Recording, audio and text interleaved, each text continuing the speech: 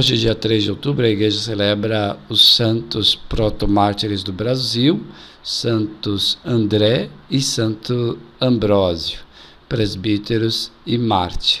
No estado do Rio Grande do Norte, em 1645, os padres André e Ambrósio, junto com vários companheiros leigos, vítimas da invasão holandesa, testemunharam com o martírio a sua fé em Cristo. Celebrando os protomártires de nosso país, lembremos de todos os que sofrem e são perseguidos por causa do Evangelho. O Evangelho de hoje é o de Lucas, capítulo 10, versículos 17 a 24. Naquele tempo, os 72 voltaram, muito contentes, dizendo: Senhor, até os demônios nos obedeceram por causa do teu nome. Jesus respondeu: Eu vi Satanás cair do céu como um relâmpago. Eu vos dei o poder de pisar em cima de cobras e escorpiões e sobre toda a força do inimigo, e nada vos poderá fazer mal. Contudo, não vos alegreis, porque os espíritos vos obedecem. Antes, ficai alegres, porque vossos nomes estão escritos no céu. Naquele momento, Jesus exultou no Espírito Santo e disse: Eu te louvo, Pai, Senhor do céu e da terra, porque escondeste essas coisas aos sábios e inteligentes e as revelastes aos pequeninos. Sim, Pai, porque assim foi do teu agrado. Tudo me foi entregue pelo meu Pai.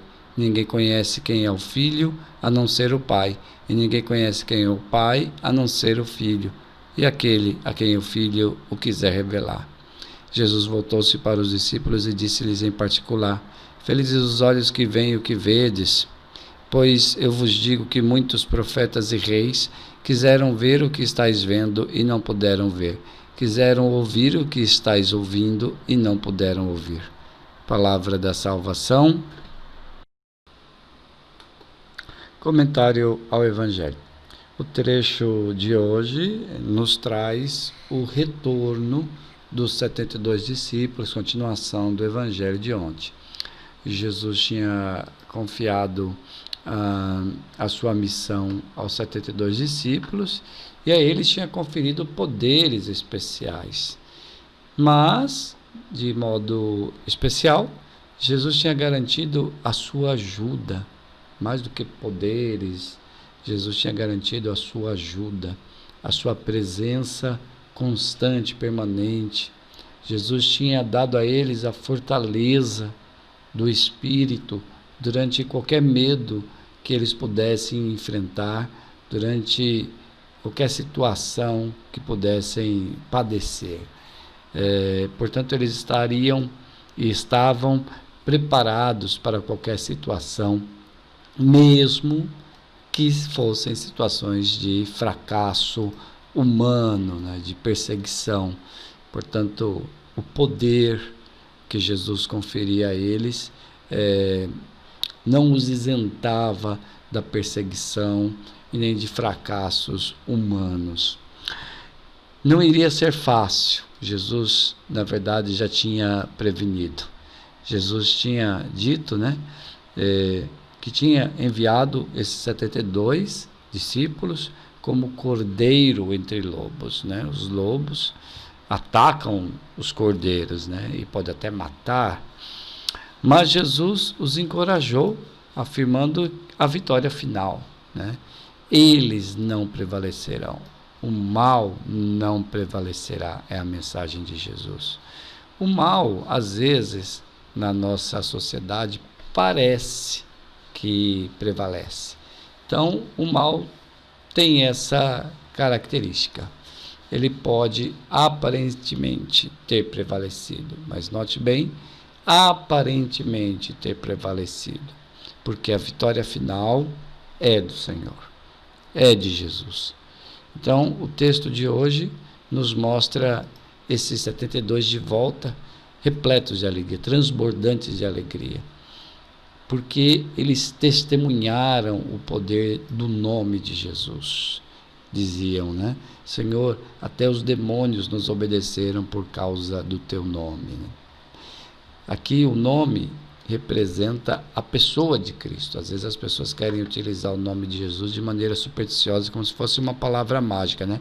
Em nome de Jesus eu quero que isso aconteça. Em nome de Jesus a minha vida vai ser assim. Como se o nome de Jesus fosse uma varinha de fada madrinha, né? Que faz plim, e aí tudo se transforma porque foi acionado. Não, o nome de Jesus representa a pessoa de Jesus.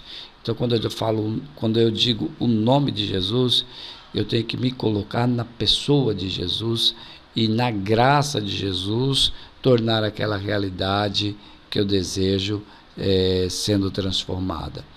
Então, o nome representa a pessoa de Cristo. Então, aqueles homens, 72 discípulos, experimentaram que o poder do Senhor foi transferido para cada um deles. É a presença do Senhor. Quando a gente fala o poder do Senhor, é a presença do Senhor, né? Para cada um deles.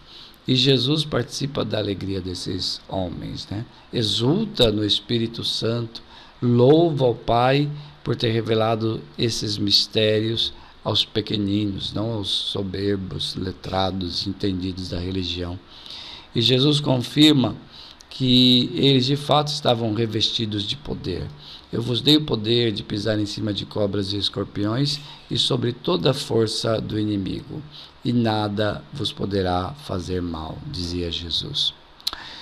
Hoje nós podemos entender bem o que significa, na nossa realidade histórica, no nosso tempo, essa coisa de pisar sobre cobras e escorpiões e sobre todas as forças do inimigo. O que significa isso? Significa que é pela nossa fé que nós caminhamos sobre o mal. Pela nossa fé, revestido da fé, no poder de Jesus e do Espírito, nós caminhamos sobre o mal.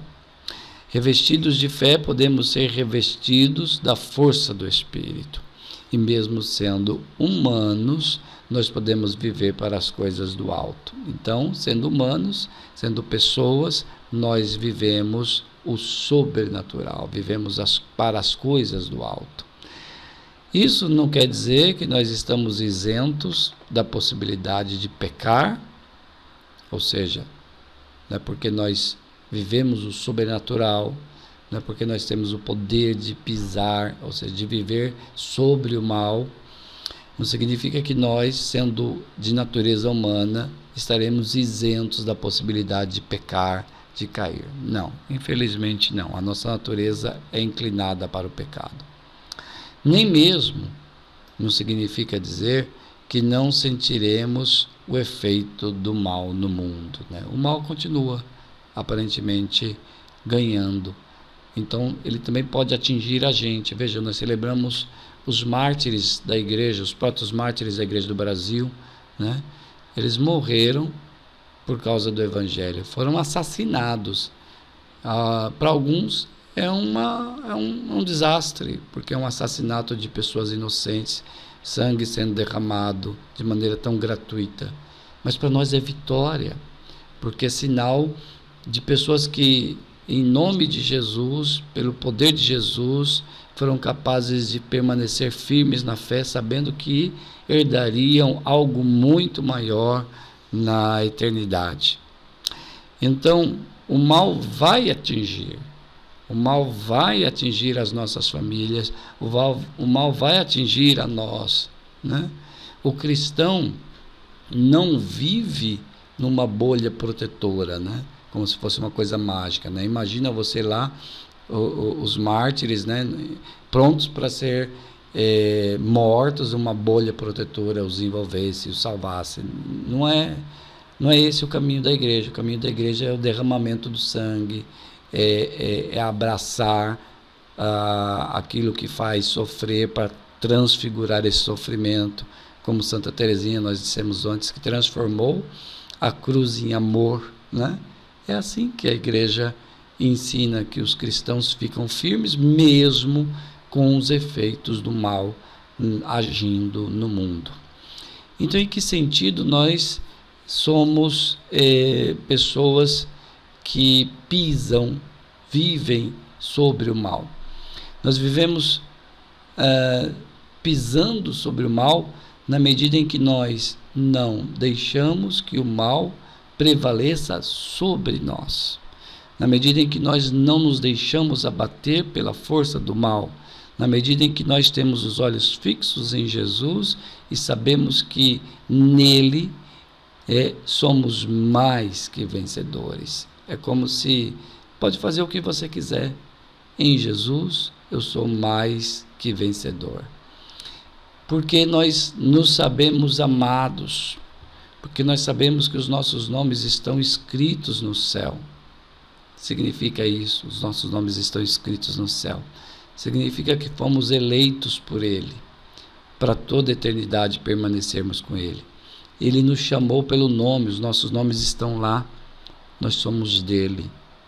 Então nós devemos nos alegrar, não porque podemos ser imunes, nós não somos imunes diante do mal, e sim por um motivo mais profundo. Alegrai-vos e exultai, porque os vossos nomes estão escritos no céu. Obrigado, Senhor, porque nos escolhestes e nos revestes com a força do seu Espírito, e assim, na graça do Espírito Santo, nós somos mais que vencedores e nada poderá nos separar do seu amor. Glória ao Pai, ao Filho e ao Espírito Santo, como era no princípio, agora e sempre.